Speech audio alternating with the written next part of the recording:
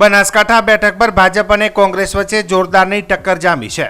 અહીં ભાજપના રેખાબેનની સામે કોંગ્રેસના ગેનીબેન ઠાકોર મેદાનમાં છે। હાલમાં તો ગેનીબેન ઠાકોરે ભાજપ અને બનાસ ડેરી પર અમીરગઢમાં યોજાયેલા એક સંમેલનમાં જોરદાર અને આકરા પ્રહારો કર્યા હતા। ક્ષત્રિય સંમેલનમાં ગેનીબેન ઠાકોરે ચીમકી આપી છે કે અહીં બનાસ ડેરીવાળા આવે તો ભગતસિંહ વાળી કરજો। અમીરગઢ તાલુકામાં યોજાયેલા ક્ષત્રિય સંમેલનમાં ગેનીબેન ઠાકોરે બનાસ ડેરી પર પ્રહાર કરતા નિવેદન આપ્યું છે કે તેમણે કહ્યું હતું કે ચૂંટણી છે એટલે ડેરીના લોકો અને સુપરવાઇઝર અહીં આવશે।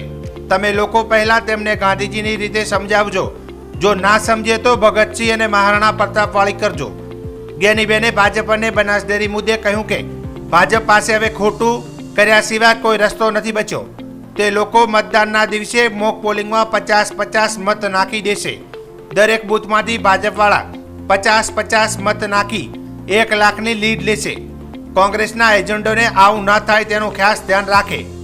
ઉલ્લેખનીય છે કે અમીરગઢ તાલુકાના ક્ષત્રિય સંમેલનમાં ગેનીબેનને ખુલ્લું સમર્થન મળ્યું છે। ગેનીબેનને આ દરમિયાન તાલુકામાં ભાજપની એક પણ સભા ન થવા દેવા પણ આહવાન કરવામાં આવ્યું હતું કે હવે અમીરગઢ તાલુકાને અને જે ગામોમાં જાગીરદાર સમાજ આવતો હોય એ ગામોનું રખોપું હવે અમારે કરવાનું રહેતું નથી। એમાં અમને એટલી નિરાશ થઈ ગઈ કે હવે તમે આ 4-5 દાડા, આજે મંગળવાર થયો ને આવતા મંગળવાર સુધી 7 કે 5 દાડા તમારે એનું રખોપું કરવાનું છે।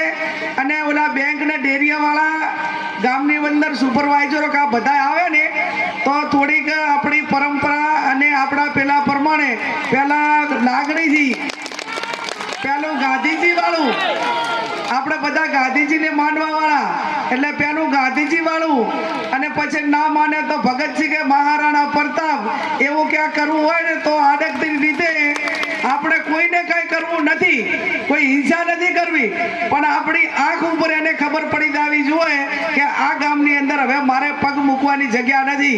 ખાલી સામે જોવાનું અને જોવાનો ઈશારો એક જાગીરદાર તરીકેનો હોય તો અહીંયા ઊભી પૂંછડીએ ના ભાગે તો મને તમે કહેજો, પણ આટલું કરવું પડશે કેમ કે આ નફટ છે। અને નફટ લોકો હોય ને એને માન સન્માન જેવું કઈ હોય જ નહીં, અને માન સન્માનનું ના હોય ત્યારે ટીટ ફોર ટાટ, જેવા હાથે તેવા।